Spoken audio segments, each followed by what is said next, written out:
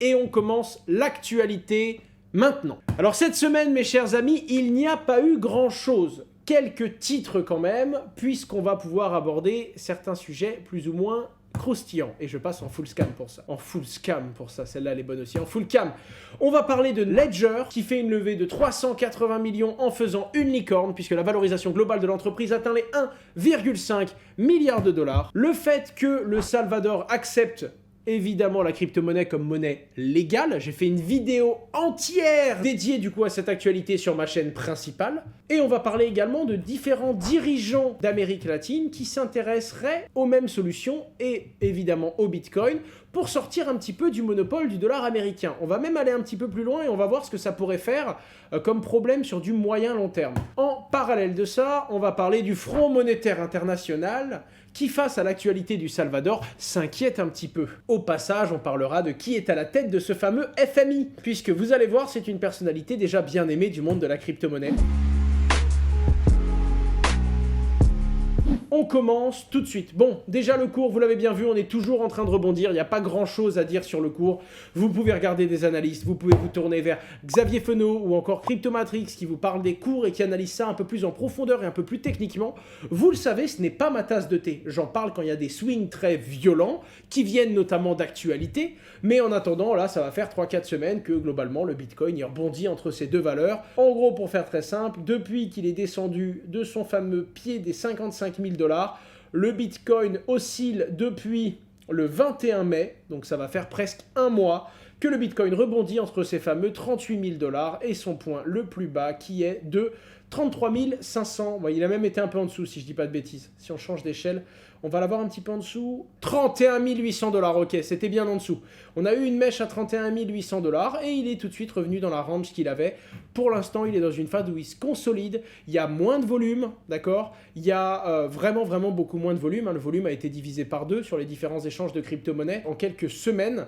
Et ce qu'il faut bien comprendre aussi, c'est que naturellement, il y a moins de swing, on en parle moins, c'est moins médiatisé, et de fil en aiguille, il y a moins d'intérêt, moins d'audience. Ce qui est d'un côté un peu moins enthousiaste pour les crypto-monnaies, tout simplement parce que il y a moins de personnes qui s'y intéressent, donc il y a moins de flux partout et d'acheteurs et donc de cours qui montent. Mais indirectement, une phase de consolidation où il n'y a plus que les personnes qui s'intéressent réellement à la technologie qui vont rester et se consacrer à cet écosystème, eh bien ça fait que ça nettoie un petit peu, si vous voulez, ça dégage du bruit inutile, ça dégage beaucoup de gens qui étaient juste là pour la spéculation et qui ne s'y intéressent que quand ça swing, et du coup on peut se reconcentrer un petit peu sur les projets un peu plus sérieux, il y a moins de levées de fonds faramineuses, donc il y a un peu moins de nouveaux projets, et donc il y a un peu plus de projets sérieux. Ça permet en gros de remettre l'église au milieu du village, comme on dit, même si ça risque de ne pas durer.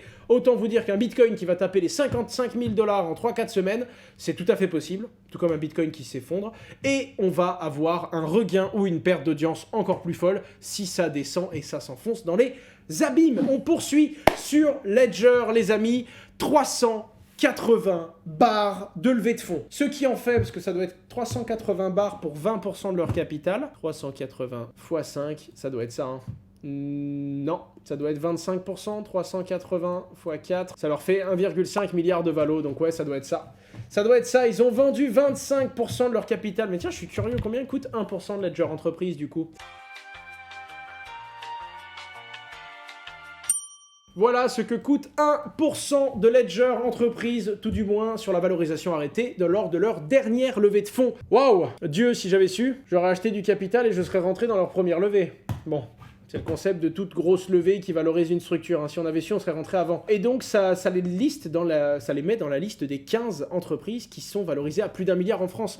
Depuis l'annonce de Nayib Bukele, président de la République, puisque c'est une république démocratique du Salvador, d'autres pays d'Amérique latine et d'autres personnages politiques s'intéressent au Bitcoin comme issue à leurs différents problèmes financiers et monétaires. Cette annonce, on ne revient pas dessus, j'ai fait une vidéo dessus, je vous invite à la regarder. D'ailleurs, j'ai dit une bêtise dans cette vidéo que je voudrais corriger tout de suite. La bêtise que j'ai dit, c'est que 30% des gens au Salvador n'étaient pas bancarisés. La vérité, c'est 70% des gens et pas 30%, les amis. 30%, c'est les gens qui sont bancarisés au Salvador. Donc c'est encore pire. Donc bon, tout ça pour vous dire qu'il y a pas mal de grosses personnalités. On a le Paraguay apparemment, le Panama, le Brésil, le Mexique, l'Équateur, la Colombie et l'Argentine notamment plusieurs personnalités publiques et politiques qui ont évidemment mis cette petite lumière dans leurs yeux pour dire qu'ils soutenaient Bitcoin et qu'ils s'intéressaient à cette technologie. Symbole très discret de dire que je pense qu'il y a des vraies grosses discussions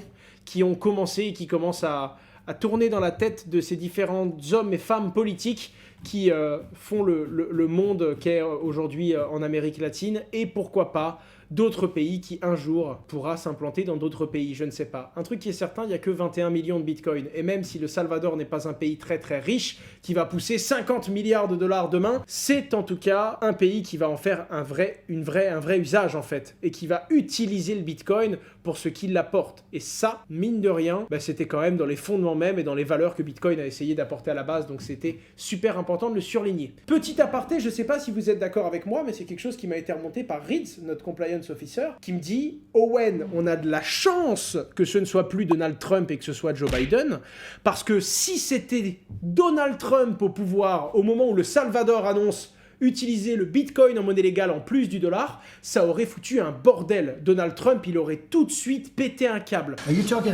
Parce qu'en effet, ça peut être le début d'un petit truc qui s'effrite petit à petit et qui va prendre de l'ampleur. Autant vous dire que ça arrange bien les États-Unis que toute l'Amérique latine utilise, ou du moins une grosse partie de l'Amérique latine, utilise le dollar américain. Ça leur permet de garder très simplement un contrôle sur l'écosystème mondial. Le dollar est à la base de tout, ou du moins beaucoup de choses. Voir des gens qui trouvent des solutions et qui se désindexent un peu du dollar américain, ça arrangera pas tout le monde, que ce soit clair. On avance ensuite sur le front monétaire international avec notre fameuse copine Christine Lagarde. Aparté sur le désaccord que j'ai avec elle sur les crypto-monnaies.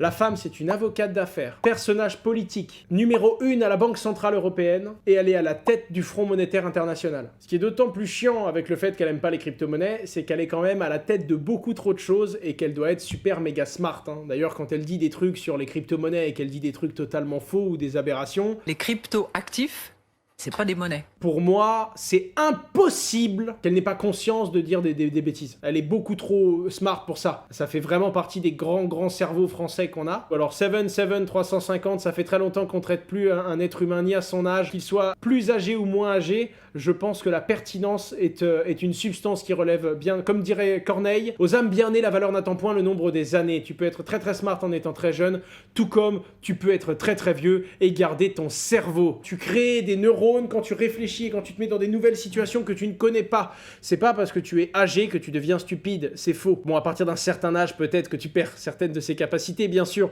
mais c'est pas le cas de Christine Lagarde, je te rassure.